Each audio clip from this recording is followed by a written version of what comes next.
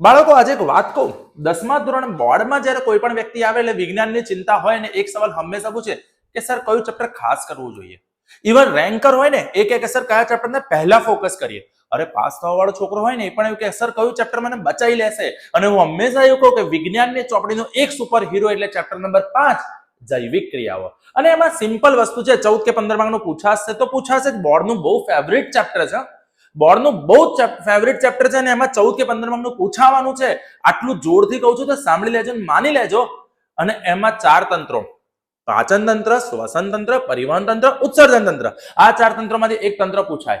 આ ચેપ્ટરમાં આકૃતિઓ ભરી છે તો આકૃતિઓ પૂછાય, એટલે આ ચેપ્ટર બહુ જ કામનું છે. હવે આપણે આ ચેપ્ટર આખું કરવા જઈશું તો ટાઈમ થોડો ઓછો છે, નહીં પહોંચી વળાય, એટલે આપણે આ ચેપ્ટરના મેઇન ટોપિક કવર કરીશું. અને આજના ચેપ્ટરમાં, આજના ટોપિકમાં આજે સૌથી પહેલા આપણે લઈ લઈશું વાયુરંધ્ર. બેટા વાયુરંધ્ર શું હોય ચાલુ કરી દઈએ ને. बैठे बैठे क्या करे, करना है कुछ काम, शुरू करो विज्ञान लेके अंकित सर का नाम, ये तो चलो चालू करिए. तो સૌથી પહેલો ટોપિક છે વાયુરંધ્ર, પર્ણરંધ્ર. કારણ કે 2 વખત પૂછેલો છે બોર્ડમાં. એક વખત એવું પૂછ્યું કે ખુલ્લું વાયુરંધ્ર, બંધ વાયુરંધ્રની આકૃતિ દોરી, તેના વિશે નોંધ લખો. વાયુરંધ્રનો ઉપયોગ. હવે ઘણાને ખબર છે વાયુરંધ્ર શું છે, ઘણાને ખબર પણ નથી સર આ વાયુરંધ્ર શું હોય. રંધ્ર શું છે, રંધો મારવાનો છે? ના ના રે. સમજો, જેમ આપણે શ્વાસ લેવો છે તો આપણી જોડે નાક છે ને, તો આપણે નાકમાંથી શ્વાસના વાયુ, શ્વસન વાયુ એટલે કે ઓક્સિજન અંદર ગયો, કાર્બન ડાયોક્સાઇડ બહાર નીકળ્યો. તેવી રીતે પર્ણની ચામડી અધિસ્તર છે, અધિસ્તર સળંગ છે. સળંગ છે એના કારણે શું થાય છે કે કાર્બન ડાયોક્સાઇડ જેવા વાયુ અંદર જઈ શકતા નથી. એટલે પર્ણની અધિસ્તરમાં નાના નાના છિદ્રો આવેલા છે. જો સમજો, 2 પ્રકારના પોષણ બાળકો, સ્વયંપોષી અને વિષમપોષી. સ્વયંપોષી પોષણ એટલે જે સજીવ પોતાનો ખોરાક જાતે બનાવે છે. તો ખોરાક જાતે બનાવે ને સ્વયંપોષી કહેવાય. જેમ કે વનસ્પતિ કઈ કઈ વસ્તુ જોઈએ? સૂર્યપ્રકાશ જોઈએ, કાર્બન ડાયોક્સાઇડ જોઈએ, પાણી જોઈએ. એટલે પણ સૂર્યપ્રકાશ તો આપણી જોડે છે, પાણી તો આપણી પાસે છે, કાર્બન ડાયોક્સાઇડ તો આપણી પાસે છે. તો શું ધાબે જઈને આમ ઉભો રહી જઈશ તડકામાં ફૂલ, તો શું બટાકા, ટામેટા બધું ઉગવાનું ચાલુ થઈ જશે આપણા શરીર પર? ના થાય યાર. કેમ? કારણ કે એક વસ્તુ આપણામાં ઓછી છે જે વનસ્પતિ પાસે છે, એ છે ક્લોરોફિલ. કેમ? ક્લોરોફિલ એ એવું રસાયણ છે કે જે સૌર્ય ઉર્જાનું રાસાયણિક ઉર્જામાં રૂપાંતર કરે છે, અને એનાથી કાર્બન ડાયોક્સાઇડ અને પાણી જોડાઈને ગ્લુકોઝ બને છે, અને એ ગ્લુકોઝનો પછી વનસ્પતિ ઉર્જાના સ્ત્રોત તરીકે ઉપયોગ કરે છે. એટલે લોજિકલી ક્લોરોફિલ સૂર્યપ્રકાશને કન્વર્ટ કરવામાં હેલ્પ કરશે. આપણા શરીરમાં ક્યાંય ક્લોરોફિલ નથી, એટલે આપણે સૂર્યપ્રકાશને કન્વર્ટ નહીં કરીએ, બહુ તો શું થઈશું? તડકામાં કાળા પડી જઈશું, બીજો કશું ના થાય. હવે સમજો, તો સૂર્યપ્રકાશને કન્વર્ટ કરીને ગ્લુકોઝ બનાવે છે, તેના માટે કાર્બન ડાયોક્સાઇડ, પાણી, સૂર્યપ્રકાશ, ક્લોરોફિલ 4 વસ્તુ જોઈશે. પાણી અને જમીનના મૂળમાંથી મળી જાય છે, એ આપણને ખબર છે કે મૂળમાંથી પાણી ખેંચી લે છે. સૂર્યપ્રકાશ તેની આજુબાજુ હોય જ છે. ક્લોરોફિલ એના કોષોમાં, વનસ્પતિ કોષમાં ક્લોરોફિલ હાજર હોય છે, હરિત કણમાં, બરાબર. પણ કાર્બન ડાયોક્સાઇડ કેવી રીતે આવશે એના શરીરમાં? તો કાર્બન ડાયોક્સાઇડ એના શરીરમાં આવશે એના નાક દ્વારા, અને વનસ્પતિના નાક એટલે વનસ્પતિના વાયુરંધ્ર. વાવ. એટલે વાયુરંધ્ર વિચારો તમે. વાયુરંધ્ર માટે મેં તમને કેટલું બધું સમજાવી દીધું, પણ હવે ઓરિજિનલ ટૂંકમાં તો પર્ણના અધિસ્તરમાં આવેલા નાના નાના છિદ્રો જેને વાયુરંધ્ર કહેવાય. અને વાયુરંધ્રના 2 કાર્યો, વાત વિનિમય અને પાણીની આપલે. પાણીની લે એટલે લોજિકલી પાણી ગુમાવશે. તો સમજો, પહેલી વસ્તુ વાત વિનિમય. વિજ્ઞાનમાં કેટલાક શબ્દો ભારે છે, એ ભારે શબ્દોનો અર્થ એકદમ સહેલો છે. ભારે શબ્દ હંમેશા પેપરમાં લખવાના અને એને ખાસ અંડરલાઈન કરવાના. જેમ કે તમે એવું કહો કે ભાઈ પર્ણોમાં વાયુરંધ્ર દ્વારા વાયુની આપલે થાય છે, તો પણ ચાલે તો ખરી જ ને. પણ આપલે કરતા તમે એવું લખો કે પર્ણરંધ્ર દ્વારા વનસ્પતિમાં વાત વિનિમય થાય છે, તો કેટલું મસ્ત લાગે ને. તો સમજો, એવા કેટલાક શબ્દો હું તમને બાયોલોજીમાં સમજાવતો જઈશ. તો પર્ણરંધ્ર એટલે પર્ણની સપાટી પર આવેલા સૂક્ષ્મ છિદ્રો જે પ્રકાશ સંશ્લેષણ માટે વાયુઓનું વિનિમય કરે છે. એટલે જ્યાં જ્યાં આપણી ચોપડીમાં શબ્દ બેટા વિનિમય આપ્યો હોય, જ્યાં જ્યાં આપણી ચોપડીમાં શબ્દ વિનિમય આપ્યો હોય, ત્યાં આગળ વિનિમય, તો એનો મતલબ થાય આપલે. એનો મતલબ શું થાય બેટા? આપલે. તો પર્ણરંધ્ર એવા છિદ્રો છે કે વનસ્પતિ જેના દ્વારા વાયુઓની આપલે કરે છે. વાયુઓની આપલે એટલે શું છે કે જ્યારે વનસ્પતિને પ્રકાશ સંશ્લેષણ કરવું છે, એટલે વનસ્પતિ કાર્બન ડાયોક્સાઇડ શરીરની અંદર લેશે, એનો ગ્લુકોઝ બનાવશે અને ઓક્સિજનને બહાર કાઢશે. તો એ કાર્બન ડાયોક્સાઇડ અંદર ખેંચવા માટે, ઓક્સિજનને બહાર કાઢવા માટે જે છિદ્ર છે એ વાયુરંધ્ર છે. એને પાણીની જરૂર નથી, પાણીનું ઉત્સર્જન કરવું છે, અને પાણીનું જે ઉત્સર્જન કરવું છે એના માટે શબ્દ છે આપણી ચોપડીમાં બાષ્પોત્સર્જન. બાષ્પોત્સર્જન શું છે? બાષ્પોત્સર્જન. એટલે વાયુરંધ્ર દ્વારા બાષ્પ તરીકે પાણી ગુમાવે છે. તો વાયુરંધ્રના 2 ઉપયોગો. પર્ણની સપાટી દ્વારા વાત વિનિમય કરે છે અને વધારાના પાણીનું બાષ્પોત્સર્જન કરે છે. પર્ણની સપાટી દ્વારા વાત વિનિમય કરે છે અને વધારાના પાણીનું બાષ્પોત્સર્જન કરે છે. બોલો, એટલે આપણને પર્ણતંત્રના ઉપયોગો પૂછે તો આવડી છે કે પર્ણતંત્ર શું છે? પાંદડાની સપાટી પર આવેલું છિદ્ર. શું કરે છે? વાત વિનિમય, બાષ્પોત્સર્જન. ચલો, 3 વસ્તુ મોઢે થઈ ગઈ, 3 મુદ્દા મોઢે થઈ ગયા, હા કે ના? તો હવે એવું લખવાનું કે વાયુરંધ્ર રક્ષક કોષો વડે ઘેરાયેલા છે. શેના વડે ઘેરાયેલા છે? રક્ષક કોષો વડે. શેના વડે? રક્ષક કોષો. એના ગાર્ડ્સ છે, એની પાસે સૈનિકો છે, એની પાસે સોલ્જર સેલ્સ છે. એટલે કે જે રંધ્ર હોય ને, એ રંધ્રમાં આવી રીતે વૃક્ક આકાર, મૂત્રપિંડ આકારના, મૂત્રપિંડ એટલે કે વૃક્ક આકારના આવા રક્ષક કોષો હોય બાળકો. શું હોય બેટા? રક્ષક કોષો. બરાબર, આકૃતિ પછી સમજાવું છું. આ રક્ષક કોષો શું કરશે? રક્ષક કોષો ખોલબંધ કરવાનું કામ કરશે વાયુરંધ્ર. સમજી લો બેટા, આ મારો હાથનો આ ભાગ છે ને, આ ભાગ એ રક્ષક કોષો જેવું વિચારો. બરાબર, હવે સમજો, જ્યારે એને શ્વાસની, જ્યારે મારે હવા જોઈએ છે, રક્ષક કોષો ખોલી નાખીશ.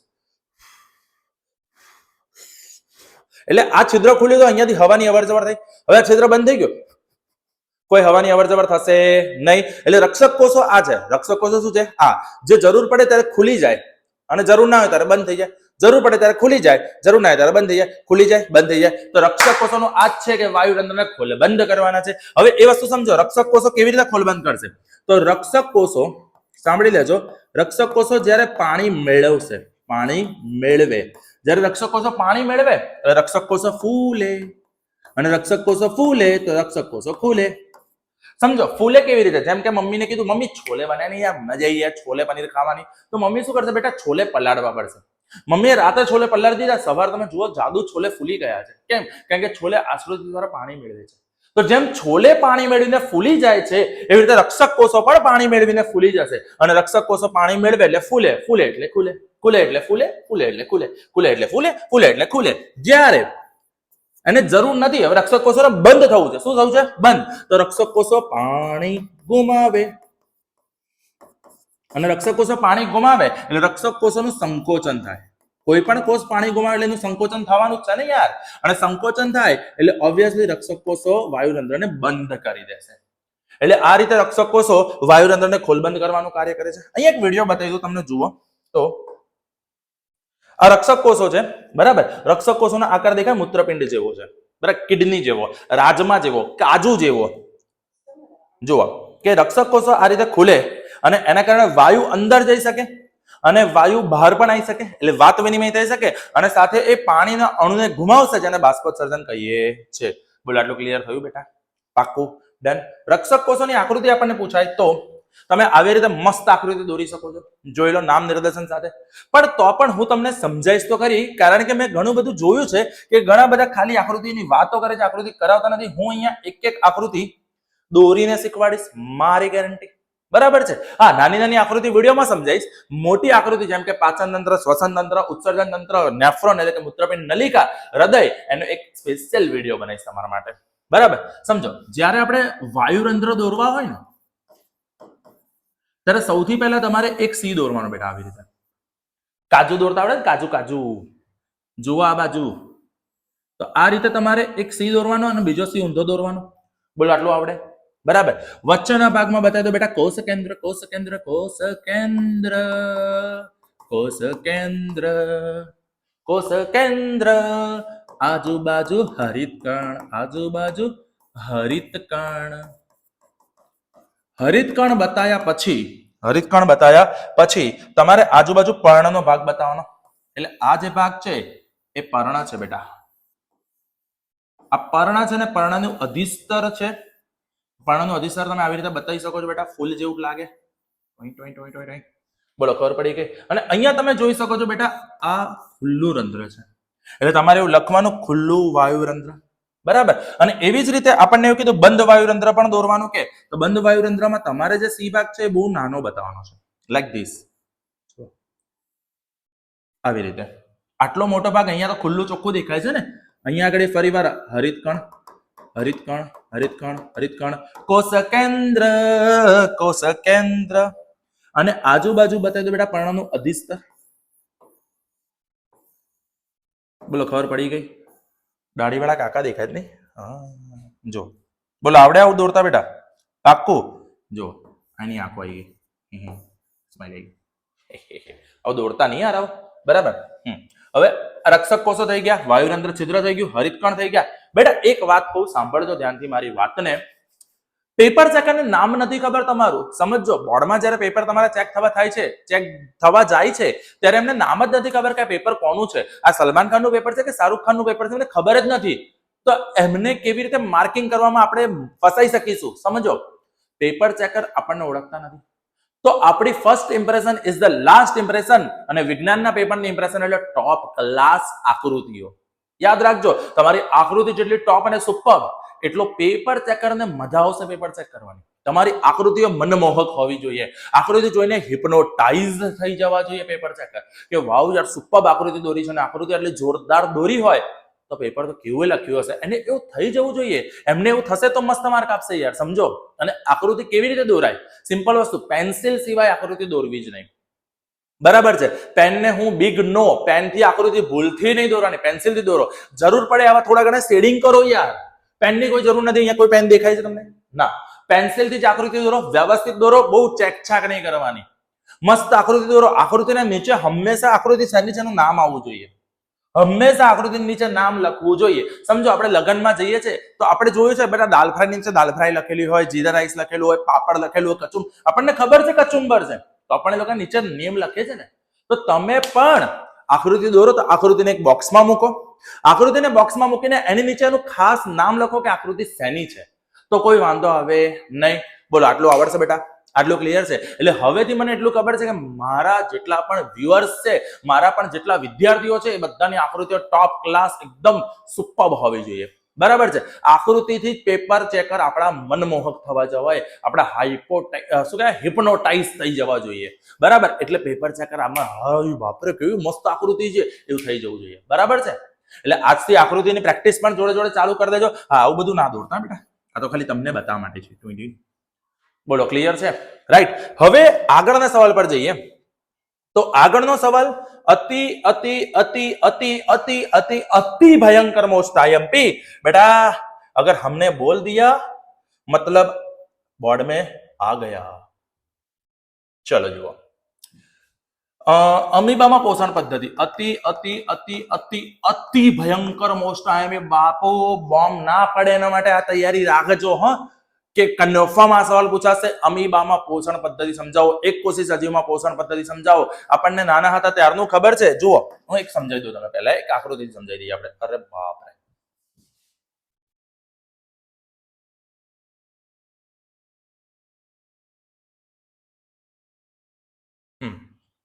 ચલો જુઓ, અમીબામાં પોષણ પદ્ધતિ માટે આપણે શું કરીશું સાંભળો. અમીબામાં પોષણ પદ્ધતિ માટે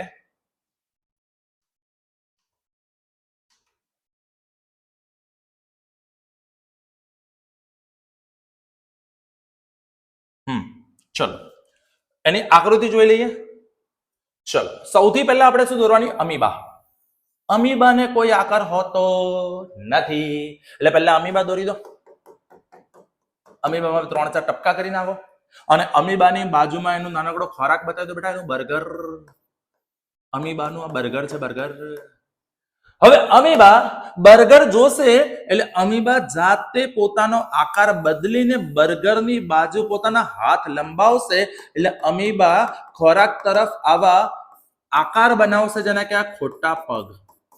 પગ જેવું હોતું નથી, આપણને એવું લાગે છે. એટલે અમીબાને બર્ગર દેખાય છે ને, હું બર્ગર બર્ગર બર્ગર બર્ગર કરતો ખાવા જાય છે, એટલે કે આવા ખોટા પગ બનાવે બેટા.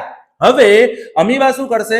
તો આ જે ખોટા પગ છે એ ખોટા પગ દ્વારા ખોરાકને ઘેરી લેશે. है हमने तुम्हें चारों तरफ से घेर लिया है. એવી રીતે એને શું કર્યું? ખોરાકને આવી રીતે ઘેરી લીધો, અને ખોરાકને અંદર બોલાવી લેશે. હવે કે બેટા ચલ હેડો આવી જાઓ, તમારું મારા શરીરમાં ખૂબ ખૂબ હાર્દિક સ્વાગત છે. એટલે હાર્દિક સ્વાગતથી આ બની ગઈ બેટા અન્નધાની. એટલે અમીબાએ પછી પોતાના શરીરમાં એક અન્નદાની બનાવે, અન્નદાની દ્વારા ખોરાકનું અભિશોષણ કરે, અને ખોરાકના કણોને પછી અમીબા મસ્ત મસ્ત થઈ ગયો, પચી ગયો બાપો. બોલો, ક્લિયર થઈ ગયો આટલી વસ્તુ? રાઈટ. એટલે આપણે આવી રીતે સ્ટેપ બાય સ્ટેપ સરસ આકૃતિ દોરવાની અને બતાવવાનું અમીબામાં પોષણ. બરાબર છે? અમીબાના ખોટા પગને ફૂટપાદ પણ કહેવાય. ઇંગ્લિશમાં જેને ભારે શબ્દ છે સ્યુડોપોડિયા કહેવાય. સ્યુડોપોડિયા. ફૂટપાથ, ખોટા પગ. બોલો, ખબર પડી ગઈ? પાક્કું. એટલે આ વાળી આકૃતિ પણ હવે આવડશે ને બેટા? મસ્ત. રવિ સરની ભાષામાં ચકાચક. બોલો, આવડે ને? રાઈટ. ચલો જુઓ આગળ. તો આપણે પહેલા એની પદ્ધતિ જે સમજ્યા એની આકૃતિ જોઈ લઈએ, અરે વિડીયો જોઈ લઈએ. જો અમીબાને આ દેખાયો ખોરાક. આ એનું બર્ગર છે બેટા, ગ્રીન ગ્રીન છે, વેજીટેબલ બર્ગર છે, વિચાર લો. અને એને શું કર્યું? પોતાનો આકાર એ બાજુ વધાર્યો. આજા જો. અને અમીબા શું કરશે? ધીમે ધીમે ધીમે એને ઘેરી લીધો. અને અમીબાએ જેવો ઘેર્યો, આજુબાજુ બનશે અન્નધાની. શું બનશે? અન્નધાની. આકુંચક રસધાની જેવી અન્નધાની આવે. જુઓ, એ આ રસધાની બની ગઈ, અન્નધાની બની ગઈ. અન્નધાની તેને ખોરાક અંદર ખેંચી લીધો અને એનું શોષણ કરી અને હવે આ ખાઈ જશે, ખાઈને પચાઈ પણ જશે. જોઈ લો, આખું શોષણ કરી લીધું અન્નધાનીમાં. અને છેલ્લે ડકારા માર દેશે, હરિઓમ. હવે બાળકો, એટલે અહીંયા આગળ અમીબાએ પણ ખાઈ લીધું છે, રસધાની વસધાની બધું સમજી લીધું છે. તો હવે આગળ વધીએ અને હવે ચેપ્ટરનો ઓરિજિનલ પોર્શન ડંગ ડંગ ડંગ ડંગ ડંગ ડંગ ડંગ ડ્રમ વગાડીને ચાલુ કરીએ છીએ બેટા. મનુષ્યનું પાચન તંત્ર. હા, મનુષ્યનું પાચન તંત્ર અહીંયા રેડી જ છે આપણી પાસે, પણ આપણે ડાયરેક્ટ સમજાવવાનું છે. જોઈ લો, મનુષ્યમાં પાચન કઈ રીતે થાય છે, આકૃતિ બાકૃતિ બધું જ રેડી છે, પણ આપણે એને દોરીને સ્ટેપ બાય સ્ટેપ સમજાવીશ. હા, હજી કહું છું, આકૃતિનો વિડીયો સ્પેશિયલ અલગ આવશે, એટલે આકૃતિની ચિંતા મૂકી દો, પહેલા થિયરી સમજી લો. બરાબર છે? સૌથી પહેલા મનુષ્યનું પાચન તંત્રની શરૂઆત થાય મુખથી. મુખથી મળદ્વાર સુધીનો માર્ગ. મુખથી મળદ્વાર સુધીનો માર્ગ એટલે મનુષ્યનું પાચન તંત્ર, જેને પાચન ગુહા પણ કહેવાય છે. બરાબર? તો સૌથી પહેલા પાચનની શરૂઆત, બાળકો, પાચનની શરૂઆત મનુષ્યના મુખથી થશે. મનુષ્યના મુખથી થશે. મનુષ્યના મુખમાં 3 વસ્તુ આવે બેટા: દાંત, જીભડો, લાળ ગ્રંથિ. મનુષ્યનું મુખ છે ને, આ રહ્યું. તો મનુષ્યના મુખમાં આ રીતે તમે બતાવી દો, લાળ ગ્રંથિ. સહેજ આગળ બતાવી દો. અહીંયા દાંત હોય, બરાબર? હે કરીને દાંત કાઢીએ ને, એ દાંત હોય, બરાબર? અને ભયંકર લાંબો આપણો જીભડો હોય, બરાબર? તો સમજો, દાંતનું કામ શું? તો દાંત મનુષ્યના ખોરાકના નાના ટુકડા કરશે. ખોરાકના નાના નાના ટુકડા કરશે. સિમ્પલ વસ્તુ છે કે તમે બર્ગર જોયું અને બર્ગરનું બચકું, મોટું બચકું બની દીધું, તો શું આખું મોટું બચકું જ આપણા પેટમાં જાય છે? ના. પછી મોટું બચકું ભર્યા હોય કરીને આપણે બધું ટુકડા કરી નાખીએ, નાનું નાનું ચાવી નાખીએ છે ને, તો ખોરાકના નાના ટુકડા કરવાનું કામ કોણ કરશે? દાંત. જીભ શું કરશે? પછી કરીએ. લાળ ગ્રંથિ લાળ રસનો સ્ત્રાવ કરશે. લાળ રસ શું છે બેટા? આપણા મોઢામાં જે પાણી આવે ને એને લાળ રસ કહેવાય. લાવું પાણી? જો એવું વિચારો કે તમે મસ્ત વિડીયો જોઈ રહ્યા છો, બરાબર? બહાર સરસ વરસાદી ઠંડો માહોલ છે, મસ્ત, અને તમે અંદર રૂમમાં બેઠા બેઠા વિડીયો જોઈને સરસ ભણી રહ્યા છો, અને મમ્મીએ બનાવ્યું છે બાપુ ભાજી પાવ. મસ્ત ભાજી પાવ બનાવ્યો છે, મસ્ત તડકો નાખેલો છે, મસ્ત બટર નાખેલું છે. તમે જેવા વિડીયો જોઈને મસ્ત તૈયાર થઈને ઉભા થશો એટલે મમ્મી તમારા માટે મસ્ત ડીશમાં લાવશે ગરમ ગરમ ભાજી પાવ, ઉપર મસ્ત બટર, થોડો ઘણો સલાડ, અને તમારી માટે શેક્યા છે મસ્ત કડક પાવ. પાવનો ટુકડો લીધો, ચમચી લીધી, ચમચીમાં ભાજી લીધી ને આ હા હા હા, બસ આ વિચારથી જે આવ્યું ને મોઢામાં એને જ કહેવાય લાળ રસ. બરાબર? અને અમે તો શિક્ષક છીએ યાર, અમને તો આ બધા ભાજી પાવથી પાણી આવે ના આવે, અમને પાણી આવે ચા થી. બરાબર? ચા એટલે અમારો સાચો પ્રેમ, અમારો પહેલો પ્રેમ એટલે ચા. કેમ બેટા? ચા ખરેખર આયુર્વેદિક વસ્તુ છે. ભાજી પાવ ને મારો ગોળી યાર, ભાજી પાવ તો ફાલતુ વસ્તુ છે, ઓરિજિનલ પ્રેમ તો ચા કહેવાય. પૂછો કેમ?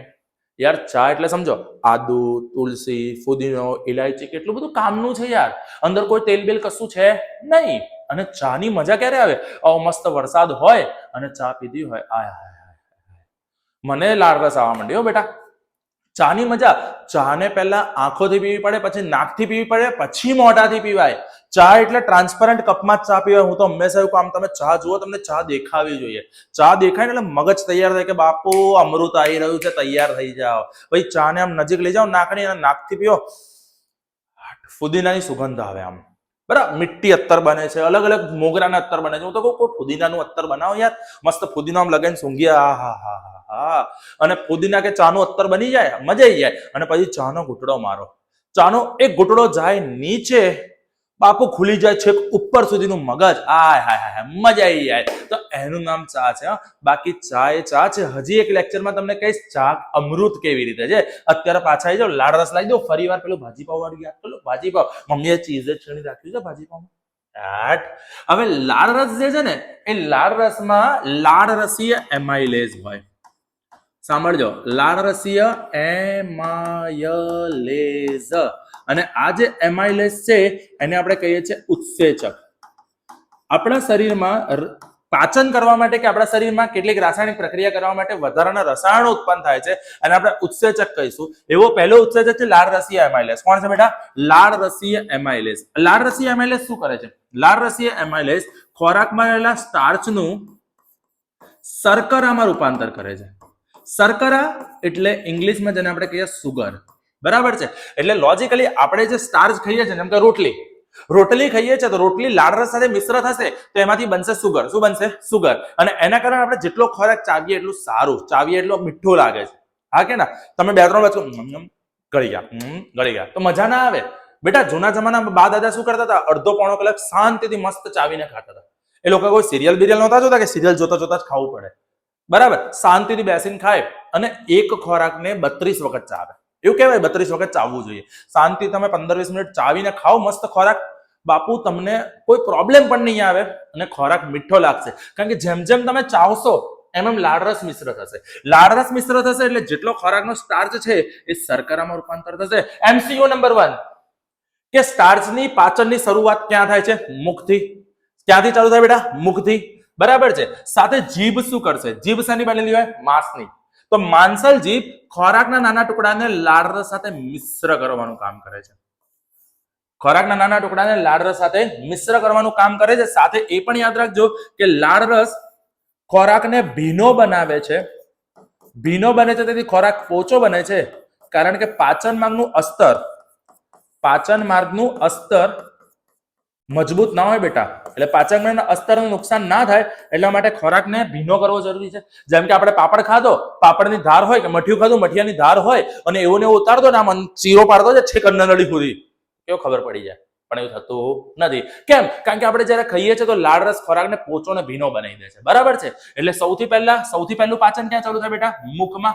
મુખમાં હવે દાંત, જીભ અને લાળ ગ્રંથિ. શું આવશે બેટા? દાંત, જીભ અને લાળ ગ્રંથિ. હવે એટલે આ ભાગ જે દેખાય છે બેટા આને કહેવાય લાળ ગ્રંથિ, જે મોઢામાં પાણી લાવે છે. ત્યારબાદ ખોરાક આગળ વધશે અને ખોરાક આગળ વધીને આપણી અન્નનળીમાં જશે. ક્યાં જશે બેટા? અન્નનળીમાં. એટલે બીજો તબક્કો આવ્યો ખોરાકનો, પાચનનો, અન્નનળીમાં. અન્નનળીમાં યાદ રાખજો, અન્નનળીની અંદર ખોરાકનું તરંગવત સંકોચન, તરંગવત કે લયબદ્ધ સંકોચન, પરિસંકોચન પણ કહેવાય છે ને. સંકોચન દ્વારા ખોરાક આગળ વધે છે. સમજો કે આપણી આ અન્નદાની છે, અન્નનળી છે. હવે અન્નનળીમાં જ્યારે ખોરાક આવશે ને તો આ અન્નનળી પાછળથી દબાશે. અન્નનળી પાછળથી દબાશે આ રીતે. બરાબર. અને આગળથી ખુલશે. આગળથી શું થશે? ખુલશે. જેથી ખોરાક આગળની બાજુ પુશ થાય. સમજો કે અન્નનળી આપણી આ રીતે છે બેટા. ખોરાક અહીંયા છે તો એ ખોરાક પાછળથી દબાય છે અને આ રીતે આગળ જાય છે અને તરંગવત સંકોચન કહેવાય. એને આવું બધું પ્રેક્ટિકલી સમજાવું ને તો અન્નનળી તો કાઢી ના બતાવે પણ વિડીયો બનાવી દીધો તમારા માટે. જુઓ, ચાલુ કરો. જો અહીંયા તમે જોઈ શકો છો બાળકો, સેટ પાછું કરો.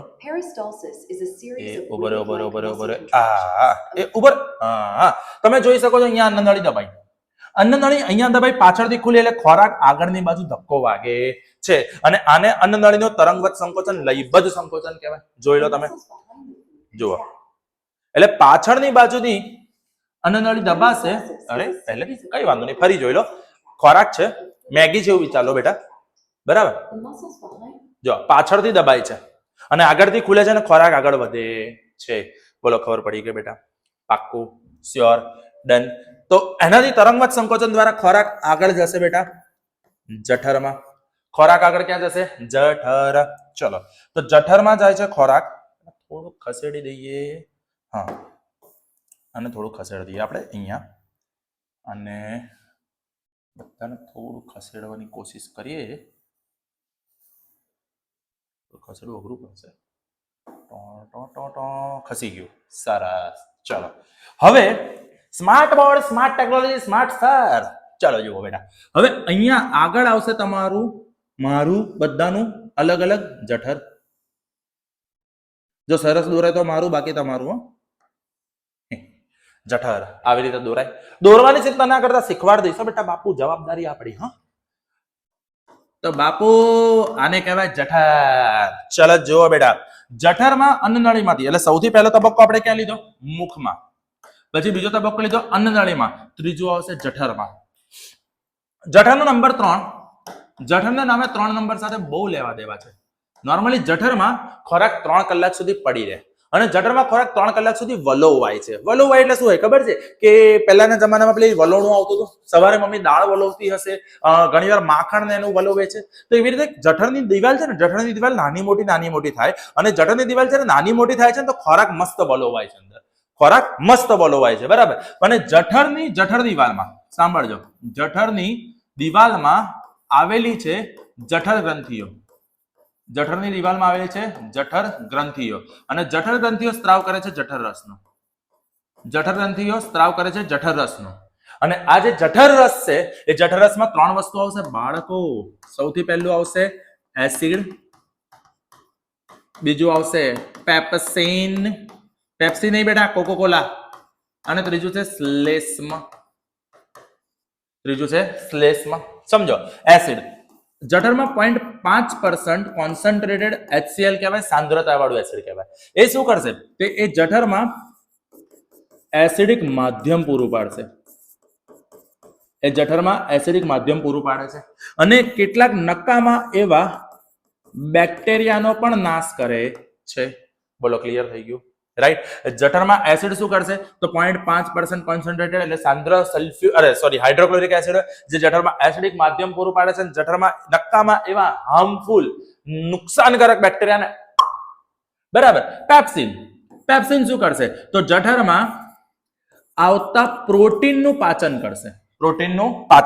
એક વસ્તુ સમજો કે સૌથી પહેલા જે પેપ્સિન હશે ને, એ પેપ્સિન હશે નિષ્ક્રિય પેપ્સિનોજન. જે કેવો હશે બેટા? નિષ્ક્રિય.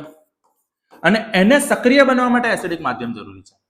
આ નિષ્ક્રિય પેપ્સિનોજનને એક્ટિવ કરવા માટે બેટા સક્રિય પેપ્સિન જોઈએ. શું જોઈએ? સક્રિય પેપ્સિન. એટલે સક્રિય થયું અને સક્રિય પેપ્સિન પ્રોટીનને તોડશે. કોને તોડશે બેટા? પ્રોટીનને. અને પ્રોટીનને તોડશે તો શું બનાવશે? પ્રોટીઓઝ અને પેપ્ટોન્સ. લોજિકલી પ્રોટીનની પાચનની શરૂઆત ક્યાં થાય છે? જઠરમાં. સ્ટાર્ચની પાચનની શરૂઆત ક્યાં થાય છે? મુખમાં. પ્રોટીનની પાચનની શરૂઆત ક્યાં થાય છે? જઠરમાં. સ્ટાર્ચની પાચનની શરૂઆત ક્યાં થાય છે? મુખમાં. યાદ રાખજો, ક્યાં આગળ શરૂઆત થાય છે એવું પૂછાઈ શકે છે.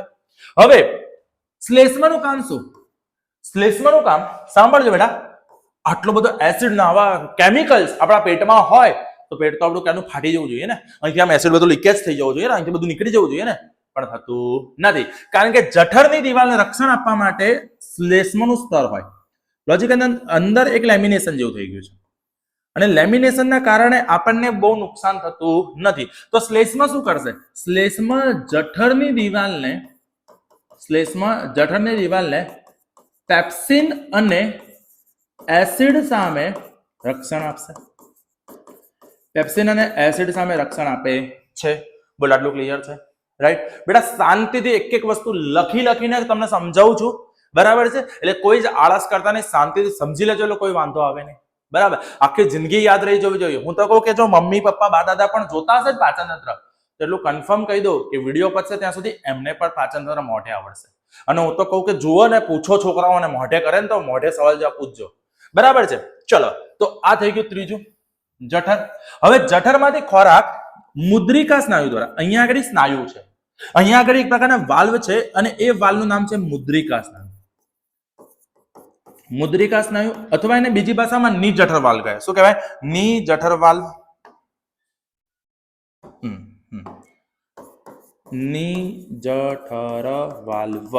નિજઠર વાલ્વ કે મુદ્રિકા સ્નાયુ દ્વારા ખોરાક આગળ જશે અને ખોરાક હવે જશે નાના આંતરડામાં. ખોરાક આગળ ક્યાં જશે?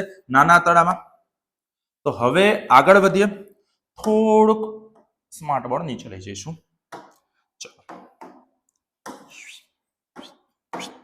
ચલો, તો આપણે આગળ શું કરીશું? તો આગળ આ રીતે આપણે મોટું આંતરડું બતાવીશું, બરાબર. એક વસ્તુ યાદ રાખજો, જઠરમાંથી આવતી નળી આગળ જઈને નાના આંતરડામાં ભેગી થશે, મોટા આંતરડામાં નહીં. મોટા આંતરડાની પાછળથી નીકળશે. ભૂલ ના થાય બાળકો, ધ્યાનથી જોજો.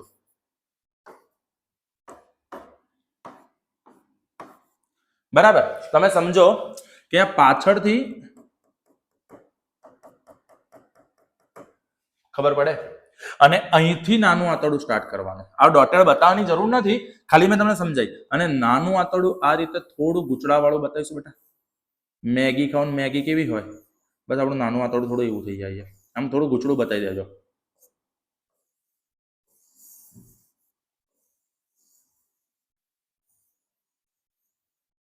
બહુ ગૂંચળું ના બતાવતા બેટા, કે બધું અટવાઈ જાય. હજી આકૃતિ તમે શાંતિથી સમજાઈશ, પણ નાનું આંતરડું થોડું ગૂંચળામાં બતાવી દેવાનું. અહીંયા થોડા સ્માઇલી બતાવી દેવાના. બોલો, ખબર પડી ગઈ. તો હવે વાત કરીએ ખોરાક જઠરમાંથી મુદ્રિકા સ્નાયુ દ્વારા. ખોરાક જઠરમાંથી મુદ્રિકા સ્નાયુ દ્વારા નાના આંતરડામાં પ્રવેશે. ક્યાં પ્રવેશશે બેટા? નાના આંતરડામાં. ચલો જુઓ, ખોરાક મુદ્રિકા સ્નાયુ દ્વારા નાના આંતરડામાં પ્રવેશે. જ્યારે નાના આંતરડાની વાત કરીએ ને, તમને ઇન્ડિવિજ્યુઅલ જ પૂછાય છે બેટા કે મનુષ્યના પાચન તંત્રની આકૃતિ નાના આંતરડામાં પાચન સમજાવો. તો નાનું આંતરડું જ્યારે વિચારીએ ને, ત્યારે સૌથી પહેલા એની વાત કરો નાના આંતરડાની લંબાઈની. નાનું આંતરડું પાચન તંત્રનો લાંબામાં લાંબો ભાગ છે, જે અતિશય ગૂંચળામય હોવાના કારણે નાની જગ્યામાં ગોઠવેલ છે. ભગવાને બધું ગૂંચળું કરીને ફિટ કરી દીધું છે અહીંયા. બાકી લાંબુ કરો તો ભયંકર લાંબુ થાય. બરાબર, એટલે નાનું આંતરડું લાંબામાં લાંબો ભાગ છે. નાનું આંતરડું લાંબામાં લાંબો ભાગ છે, તો નાના આંતરડાની લંબાઈનો આધાર શેની પર છે? નાના આંતરડાની લંબાઈનો આધાર ખોરાકના પ્રકાર પર છે. ખોરાકના પ્રકારના આધારે બે આવે, શાકાહારી ને માંસાહારી. શાકાહારી ને માંસાહારી. શાકાહારી પ્રાણીઓ જેમ કે ગાય, ભેંસ, બકરી, બરાબર, તો ગાય, ભેંસ અને બકરી જેવા શાકાહારી પ્રાણીઓમાં નાનું આંતરડું થોડું લાંબુ હોય. કેમ? કારણ કે એમને ખાવાનું છે ઘાસ. ઘાસ એટલે વનસ્પતિ કોષ. વનસ્પતિ કોષ પાસે શું હોય? કોષ દિવાલ. કોષ દિવાલ શેની બનેલી છે?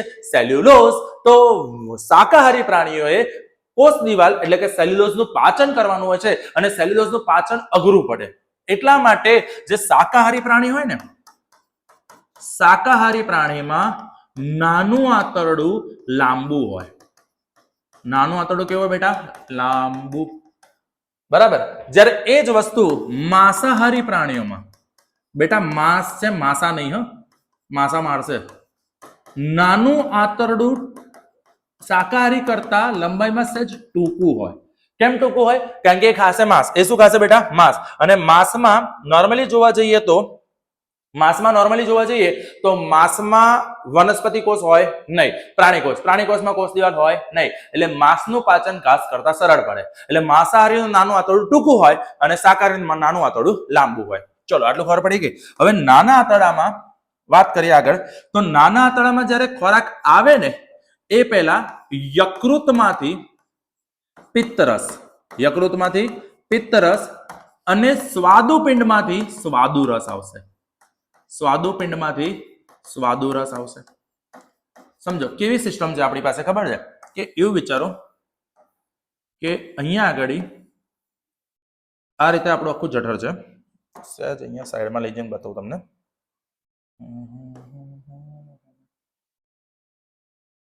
ચલો,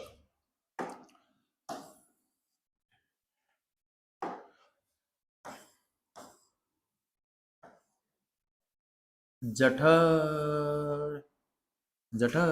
આવું જઠર છે. બહુ ગંદાતું થયું, ફરી ટ્રાય કરીએ આપણે. કોઈની નજર લાગી ગઈ છે કે સર બહુ સરસ નજર ના લગાડતો બે મારા જઠરને.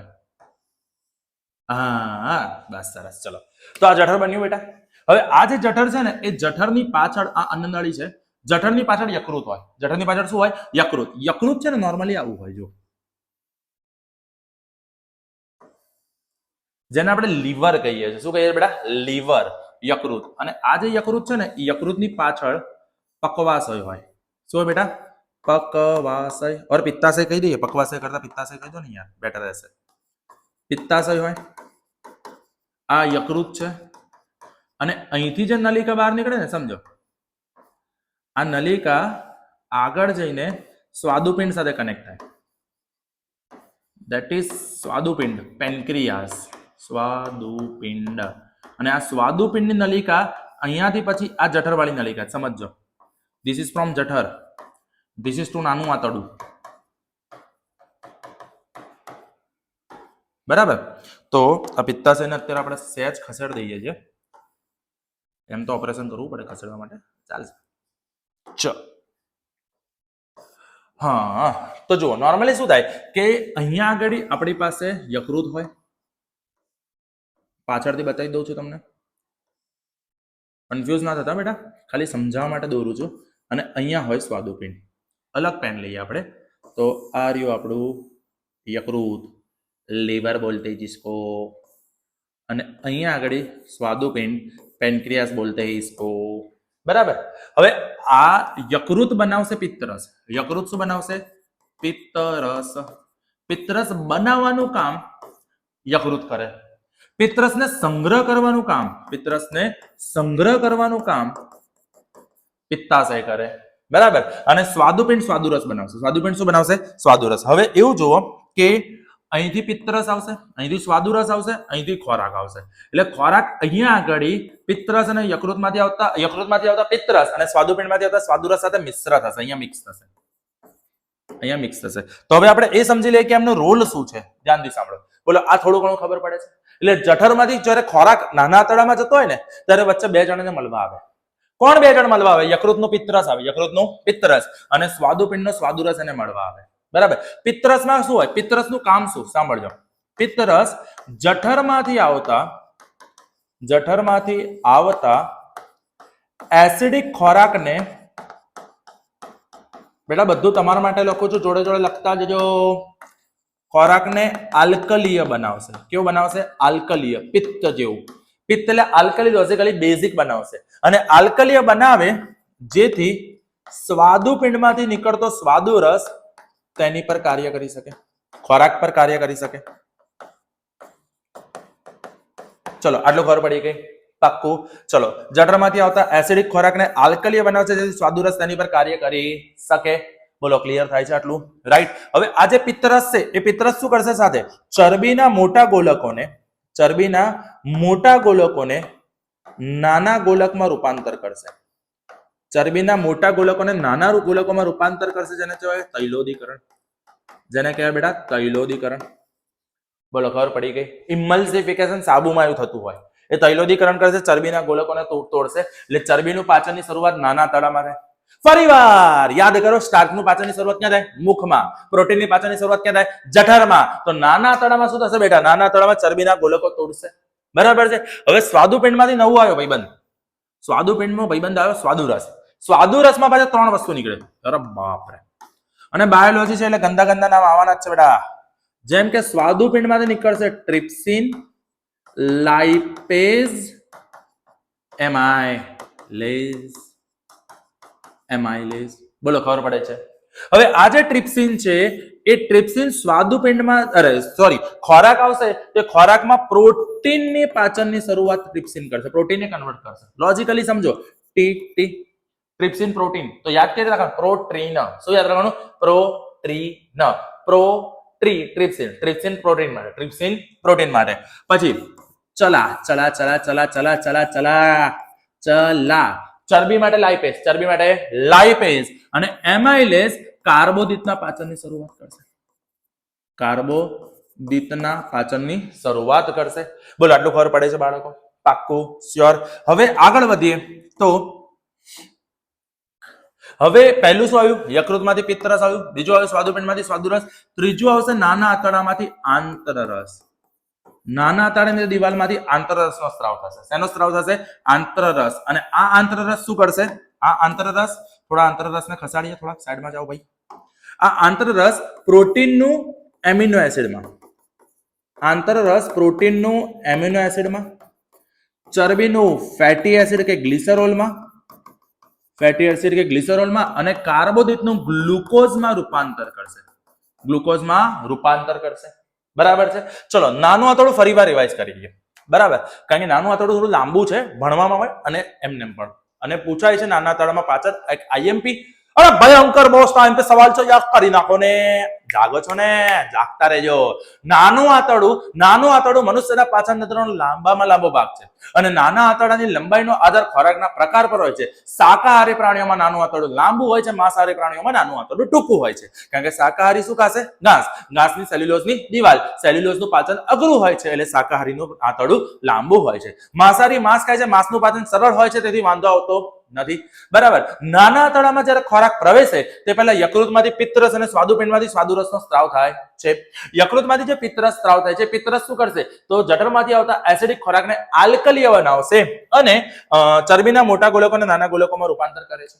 બોલો, ક્લિયર છે? સ્વાદુપિંડમાંથી સ્વાદુરસ બનશે જે ટ્રિપ્સિન, લાઇપેઝ અને એમાઇલેઝ નીકાળશે. એટલે સ્વાદુપિંડના સ્વાદુરસમાં 3 વસ્તુ આવશે: trypsin, lipase, એમાઇલેઝ. Trypsin પ્રોટીનનું amino એસિડમાં trypsin પ્રોટીનનું પાચન કરશે. ટ્રિપ્સિન શું કરશે? પ્રોટીનનું પાચન કરશે. લાઇપેઝ ચરબીનું પાચન કરશે અને એમાઇલેઝ કાર્બોદિતનું પાચન કરશે. યાદ રાખવાની ટેકનિક હતી પ્રોટીન ચલા બરાબર. એકા બરાબર છે. હવે નાના આંતરડાની દિવાલમાંથી આંતરરસ સ્ત્રાવે છે. આંતરરસ પ્રોટીનનું, એમિનો એસિડમાં ચરબીનું, ફેટી એસિડમાં, કાર્બોદિતનું, ગ્લુકોઝમાં રૂપાંતર કરે છે. હવે નાના આંતરડાની જે દિવાલ હોય ને બાળકો, એ દિવાલમાં આંગળી જેવા પ્રવર્ધો હોય. સાંભળજો, નાના આંતરડાની દિવાલમાં આંગળી જેવા પ્રવર્ધો હોય અને આ જે આંગળી જેવા પ્રવર્ધો છે એને કહેવાય છે બેટા રસાંકુરો. એને કહેવાય છે રસાંકુરો. અને આ રસાંકુરો શું કરશે? રસાંકુરો રુધિર કેશિકાઓથી ભરેલા હોય. રસાંકુરો શું હોય બેટા? રુધિર કેશિકાઓથી ભરેલા હોય અને રુધિર કેશિકાઓ ખોરાકનું અભિશોષણ કરશે. આ રુધિર કેશિકાઓ શું કરશે? તો રુધિર કેશિકાઓ પાચિત ખોરાકનું અભિશોષણ કરશે અને પાચિત ખોરાકનું અભિશોષણ કરશે એટલે ખોરાકમાંથી જે કામના દ્રવ્યો છે એને શોષીને શરીરમાં પાછા મોકલશે અને નક્કામાં દ્રવ્ય પછી આગળ જશે. નક્કામાં દ્રવ્ય ક્યાં જશે બેટા? આગળ. અને આગળ છે મોટું આંતરડું. આગળ કોણ છે બાળકો? મોટું આંતરડું.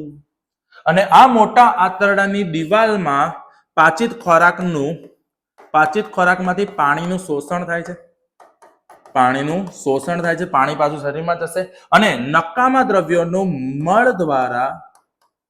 મળદ્વારમાંથી બહાર નિકાલ પામશે. મળદ્વારની અંદર મુદ્રિકા સ્નાયુ હોય. મળદ્વારમાં પણ મુદ્રિકા સ્નાયુ હોય. તો અહીંયા આપણું પાચન તંત્ર પૂરું થયું. હવે શાંતિથી જુઓ તો પાચન તંત્રની શરૂઆત અહીંથી કરી હતી, તમે જોઈ શકો છો. પહેલા મુખ પછી અન્નનળી પછી જઠર પછી નાનું આંતરડું પછી મોટું આંતરડું. બરાબર છે. અને એ તો ગેરંટી મારીને કહી દો બેટા, પીપીટી જોઈને કોઈ પણ ભણાઈ શકશે. આવી રીતે આખું મોઢે દોરીને મુદ્દા પાડીને ચકાચક રીતે હું જ ભણાઈશ, ગેરંટી. આખા ગુજરાતમાં જઈને જોઈ લો, આટલું ટોપ ક્લાસ બોર્ડ વર્ક કોઈનું નહીં હોય. આટલે એક મુદ્દા તમારા માટે છે. આની પીડીએફ બનાવીને હમણાં નાખી દે ડિસ્ક્રિપ્શન બોક્સમાં, તરત રેકોર્ડ કરી લેજો, તરત લખી નાખજો. અને આની સાથે હું તમને કન્ફર્મ કહું કે બેટા તમારું પાચન તંત્ર મોઢે થાય જ અને આવડવું જ જોઈએ. ચલો પાચન તંત્રને આખું એક જ વારમાં બોલી જઈએ. 1 મિનિટ જરા પાણી પી લઈએ અને પછી આપણે આગળ વધીએ. તો જુઓ, પાચન તંત્રમાં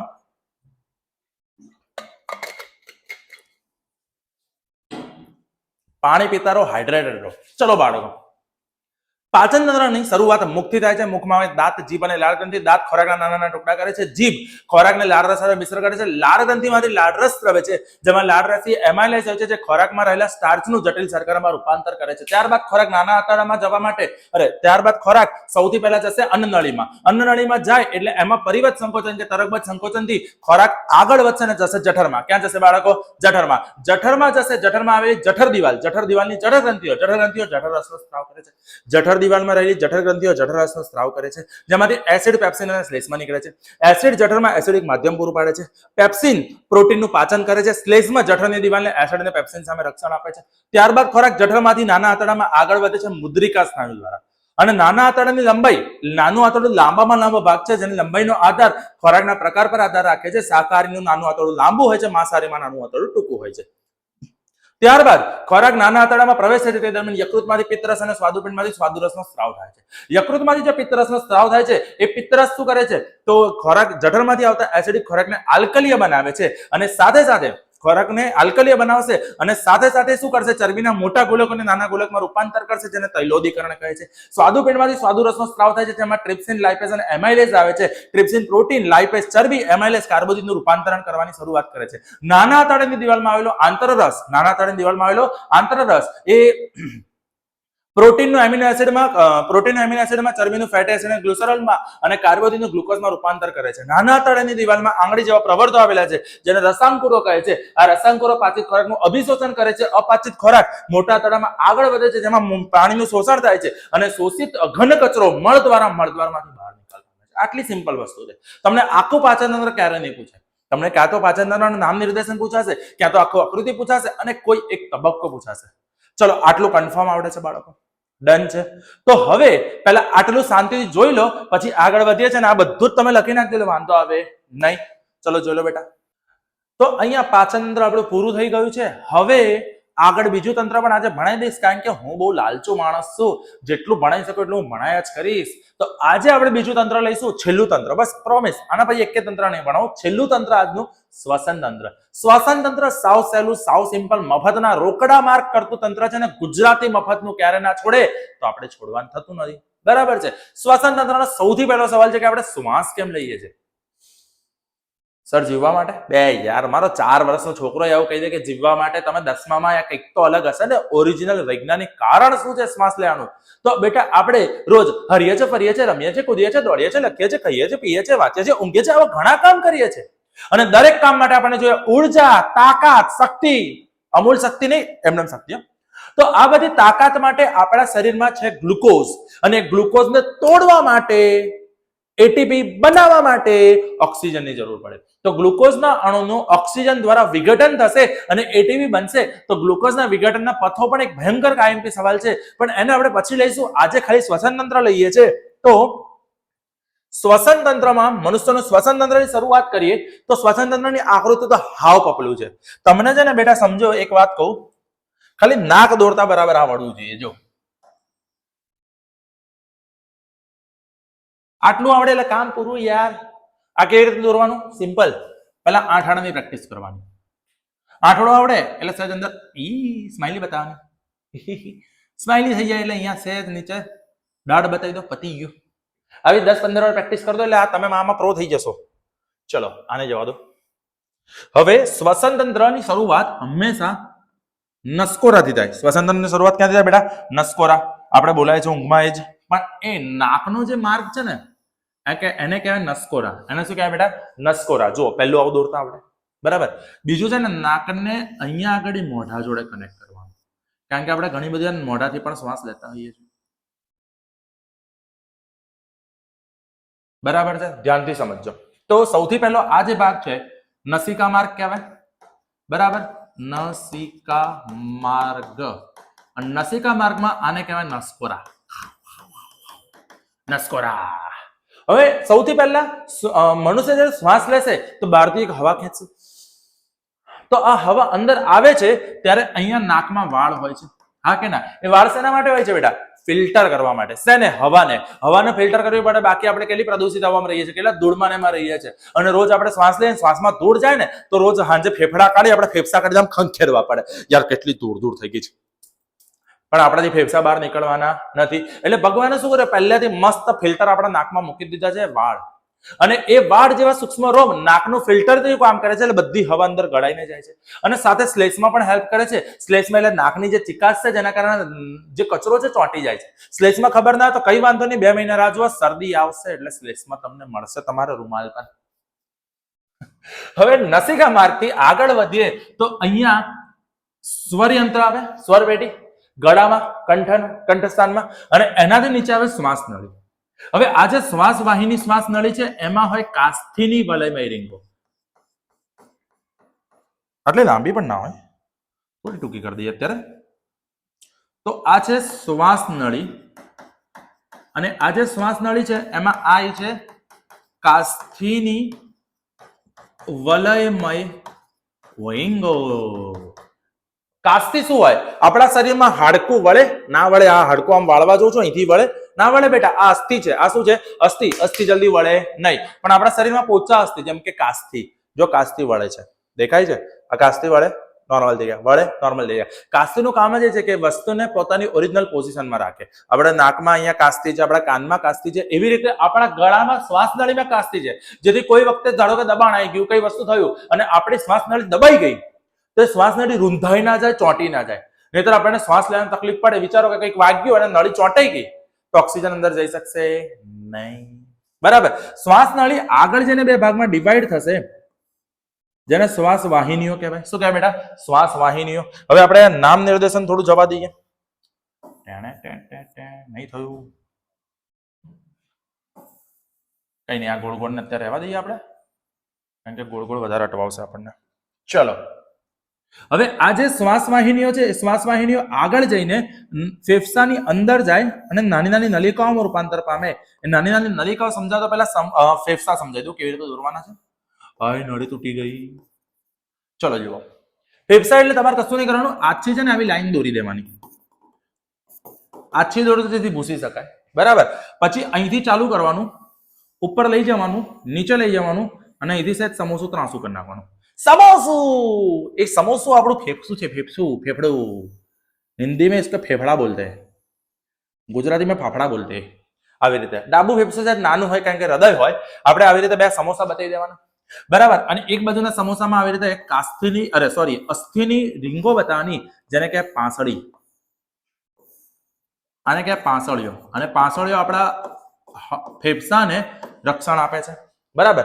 અને એક બાજુ તમે આવી રીતે નાની નાની નલિકાઓ બતાવી દો.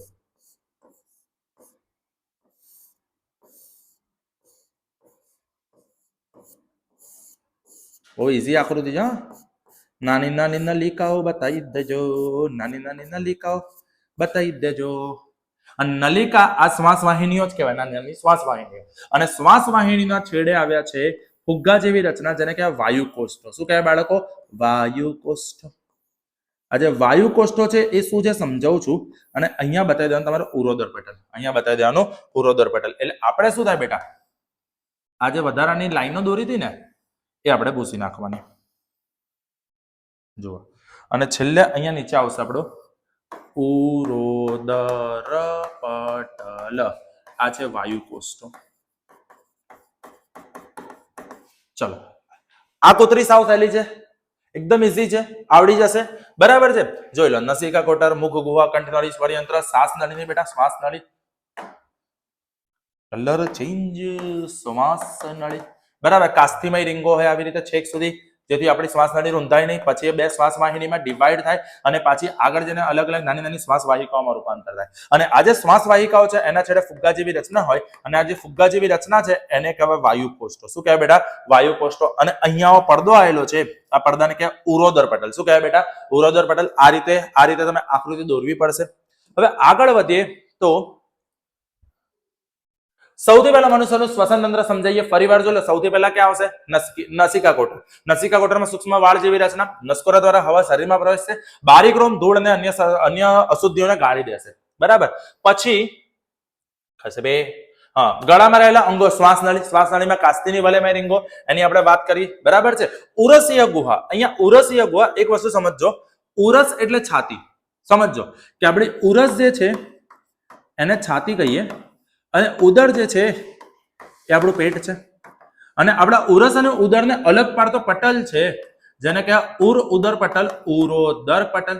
શું કહેવાય? ઉરોદર પટલ, ઉરોદર પટલ. બરાબર. બોલો, આટલું ક્લિયર થશે? આપણે છાતી અને પેટને અલગ કરતો પટલ એટલે ઉરોદર પટલ કહેવાય. બોલો, ખબર પડે છે? રાઈટ. ચલો, હવે ફેફસા એક જોડ ફેફસા હોય. ફેફસામાં નાની નાની નલિકાઓ, નલિકાઓમાં આવા વાયુકોષ્ઠ હોય. નલિકામાં આવા શું હોય બેટા? વાયુકોષ્ઠો હોય. બોલો, ક્લિયર થાય છે? રાઈટ. હવે વાયુકોષ્ઠોની જે સપાટી છે એ વાયુકોષ્ઠોની સપાટી રુધિર કેશિકાઓથી ભરેલી હોય. સમજો, અહીંયા જગ્યા છે, હું બતાવું. રાઈટ. સમજો, ધારો કે આ છે બેટા વાયુકોષ્ઠ. થાય શું? જ્યારે આપણે શ્વાસ લઈએ ત્યારે આપણા શરીરમાં ઓક્સિજન આવશે. ઓક્સિજન કઈ રીતે આવશે એ પણ સમજો. એવું વિચારો કે આપણી પાસે ઇન્જેક્શન છે. બરાબર. અને ઇન્જેક્શન નું આ પ્લન્જર છે, પેલું નહીં ઇન્જેક્શનમાં આમ કાળા કલરનું હોય છે ડટ્ટો, એને આપણે નીચે ખેંચે તો ઓટોમેટિક દવા અંદર આવે. તો આ જે ઇન્જેક્શન નું પ્લન્જર છે એને કહેવાય ઉરોદર પટલ. શું કહેવાય? ઉરોદર પટલ. જ્યારે આપણે શ્વાસ લઈએ તો આપણું ઉરોદર પટલ નીચે જાય. ઉરોદર પટલ નીચે જાય તો શું થાય? ઓટોમેટિકલી હવા અંદર આવે છે, બરાબર. અને જ્યારે આપણે ઉરોદર પટલ ઉપર જાય ત્યારે હવા બહાર નીકળે છે. ઇન બિટવીન શું થતું હોય સમજો કે વાયુ કોષ્ઠો છે, બરાબર. વાયુ કોષ્ઠોની ઉપર રુધિર કેશિકાઓ છે. જેમ કે વિચારો કે એક નલિકા છે, બરાબર છે. હવે જ્યારે આપણે શ્વાસ લીધો એટલે આમાં ઓક્સિજન આવ્યો. કોણ આવ્યો બેટા? ઓક્સિજન. અને એક બાજુ બહારથી રુધિરમાંથી આવે છે કાર્બન ડાયોક્સાઇડ. રુધિરમાંથી કોણ આવે છે? Carbon dioxide. હવે શું થશે?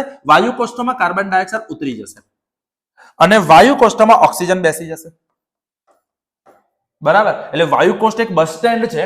એ બસ સ્ટેન્ડમાં રુધિર કાર્બન ડાયોક્સાઇડ લાઈનો ઉતારી દે છે અને એક ખાલી બસ આગળ જાય છે, ઓક્સિજન યુક્ત થાય છે. કેવી થાય છે બેટા?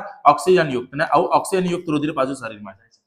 લોજિકલી રુધિર ઓક્સિજન વિહીન રુધિરને ઓક્સિજન યુક્ત રુધિર બનાવશે વાયુ કોષ્ઠ. એટલે વાયુ કોષ્ઠોની જે રુધિર કેશિકાઓની જાળીરૂપ રચના છે, જ્યાં આગળ ઓક્સિજન અંદર જશે અને કાર્બન ડાયોક્સાઇડ વાયુ કોષ્ઠમાં નીકળશે, તેને ઉચ્છ્વાસ દ્વારા બહાર ફેંકી દઈએ છે. બોલો, આટલું ક્લિયર થઈ ગયું? પાક્કું. જુઓ શું કહે છે કે જ્યારે આપણે શ્વાસ અંદર લઈએ ત્યારે આપણી પાછળ ઉપરની તરફ ખેંચાય, ઉરોદર પટલ ચપટો બને છે. શ્વાસ અંદર લઈએ ત્યારે ઉરોદર પટલ સીધો થાય છે અને એના કારણે ઉરસીય ગુહાનો વિસ્તાર વધે છે, આપણી છાતી ભરાય છે. કેમ? ફેફસાથી શ્વાસ લઈએ એટલે ફેફસા ફૂલે ને, રાઈટ. અને આના કારણે વાતાવરણમાંથી હવા ફેફસામાં દાખલ થાય છે. વિસ્તરણ પામેલા વાયુ કોષ્ઠો હવાથી ભરાઈ જાય છે. એટલે આપણે વાયુ કોષ્ઠો જે છે એ વાયુ કોષ્ઠો શું થશે? હવાથી ભરાશે, ફૂલશે. ફુગ્ગા ફૂલે ને એવી રીતે. અને શરીરમાંથી કાર્બન ડાયોક્સાઇડ એકત્ર કરીને આવેલું રુધિર પાછું બહાર જાય છે. સો લોજિકલી આ બસ સ્ટેન્ડ છે. જુઓ અહીંયા આ બસ સ્ટેન્ડ છે. બસ સ્ટેન્ડમાં શું થાય? કાર્બન ડાયોક્સાઇડ નીચે ઉતરી જશે. એટલે કાર્બન ડાયોક્સાઇડ નીચે ઉતરી ગયું એટલે સીધું ગયું વાયુ કોષ્ઠોમાં. એટલે હવે વાયુ કોષ્ઠોમાં કોણ છે? Carbon dioxide. અને ઓક્સિજન અંદર બેસી ગયું. ઓક્સિજન બેટા અંદર બેસી ગયું. ફરી વાર જુઓ, સિમ્પલ છે. આ જે કાર્બન ડાયોક્સાઇડ છે એ ક્યાં ગયું? વાયુ કોષ્ઠોમાં. અને ઓક્સિજન ક્યાં જશે? રુધિરમાં. એટલે ઓક્સિજન યુક્ત રુધિર ક્યાં જશે? શરીરમાં. અને કાર્બન ડાયોક્સાઇડ બહાર નીકળશે. કાર્બન ડાયોક્સાઇડ બહાર નીકળશે ઉચ્છ્વાસ દ્વારા. બોલો, ખબર પડી ગઈ? રાઈટ. હવે જુઓ, એટલે હવે શું થશે? ઉરોદર પટલ ઉપર તરફ ખેંચાય. જેમ ઇન્જેક્શન દબાય, ઇન્જેક્શન કે ઉપર દબાય એ રીતે ઉપરની તરફ જશે અને પાછળ નીચે આવશે. પાછળ ક્યાં આવશે? નીચે. અને એના પરિણામે ઉરસીય ગુહાનો વિસ્તાર ઘટશે અને હવા વાતાવરણમાંથી બહાર જાય છે. અને એ પણ પતવા જયું છે. ચિંતા ના કરતા બેટા, લાસ્ટ જ છે. શ્વાસોચ્છ્વાસ સમયે જ્યારે હવા અંદર બહાર આવે છે ત્યારે ફેફસા કેટલીક બેકઅપ હવા રાખે છે, જેનાથી શું થાય? હવાને એક્સચેન્જ થવા માટે પ્રોપર સમય મળી રહે છે. એક સિમ્પલ ફેક્ટ કહું, એકદમ સિમ્પલ વાત કહું. આપણને કીધું શ્વાસ રોકો તો આપણે પાછળ કેમ? કારણ કે આપણે થોડોક ટાઈમ સુધી શ્વાસ રોકી શકીશું. આપણે ફેફસામાં બેકઅપ એર હોય, વધારાની હવા હોય છે, પણ એ હવા બેકઅપની છે, વપરાઈ ગઈ એટલે ખતમ. એટલે લોજિકલી કેવું થાય કે આપણા શ્વાસમાં ઓક્સિજન આવે, કાર્બન ડાયોક્સાઇડ બહાર જાય, એને વચ્ચેના ટાઈમમાં બેકઅપ હવા કામ કરે છે. બોલો, શ્વસન તંત્ર આવડે? શ્વસન તંત્ર પૂછાય એટલે શું કરવાનું? સૌથી પહેલા રચના અને કાર્ય પદ્ધતિ. રચના એટલે શું કરવાનું? નસિકા, નસિકા કોટર, ગળામાં આવેલા યંત્રો, પછી આપણા ફેફસા, શ્વાસ વાહિની બધું લખી નાખો. અને પછી કાર્ય પદ્ધતિ. કાર્ય પદ્ધતિમાં શ્વાસ બતાવવાનો, ઉચ્છ્વાસ બતાવો. શ્વાસ એટલે ઉરોદર પટલ નીચે જાય, શ્વાસ અંદર આવે. ઉરોદર પટલ ઉપર જાય, શ્વાસ બહાર જાય. શ્વાસ અંદર આવે ત્યારે શું હોય? ઓક્સિજન. ઓક્સિજન ક્યાં જશે? વાયુ કોષ્ઠોમાં. વાયુ કોષ્ઠો ફૂલશે. અને ઉચ્છ્વાસમાં શું થશે? ઉરોદર પટલ ઉપર જશે. વાયુ કોષ્ઠોમાંથી કાર્બન ડાયોક્સાઇડ શરીરની બહાર નિકાલ પામે છે. ઉરસ વધે તો ઉદર ઘટે અને ઉરસ ઘટે તો ઉદર વધે. આપણે સામસામે બેલેન્સ છે. એવું નથી કે બંને જોડે ફૂલે અને જોડે અંદર જાય. આપણે પેટ અંદર ખેંચવું તો છાતી બહાર આવે છે. ટ્રાય કરો. જ્યારે પેટ અંદર ખેંચશો તો છાતી બહાર આવે છે. આપણને ખબર છે આપણે ક્યારે પેટ અંદર ખેંચીએ છીએ.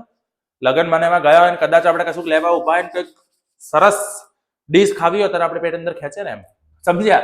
તો ઓબ્વિયસ છે બેટા કે આ બધી બાબતોમાં આપણને ખબર છે શ્વસન તંત્ર કેવી રીતે કામ કરે છે. તો આજના લેક્ચરમાં મેં તમને 4 ભયંકર મોસ્ટ આઈએમપી સવાલ કરાયા. એક વાયુરંધ્ર કરાયું, એક અમીબામાં પોષણ કરાવ્યું, એક પાચન તંત્ર કરાવ્યું, એક શ્વસન તંત્ર કરાવ્યું. બરાબર. આજનો લેક્ચર શાંતિથી જોઈને બધું તૈયાર કરી દેજો. મારે ટકાટક ચકાચક તૈયાર જોઈએ. પાચન તંત્ર ખાસ આ વખતે પૂછવાના ચાન્સીસ 99.999% છે. પાચન તંત્રની આકૃતિનો વિડીયો હું અલગ મૂકીશ, ચિંતા ના કરતા, કારણ કે લાંબી છે. શ્વસન તંત્રની આકૃતિ મેં આમાં સમજાઈ છે, તો પણ એક વિડીયો એવો છે તો બનાવી દઈશ, એની પણ ના નથી. અને બધું તૈયાર કરજો. નેક્સ્ટ લેક્ચરમાં આપણે હૃદય, ઉત્સર્જન તંત્ર, નેફ્રોન એટલે કે મૂત્રપિંડ નલિકા બધાને ચેપ્ટર પૂરું કરીશું. અને શનિવારે ઓબ્જેક્ટિવ સેશન પણ આવશે. ત્યાં સુધી મળીએ છીએ. બાય. મસ્ત તૈયાર કરો.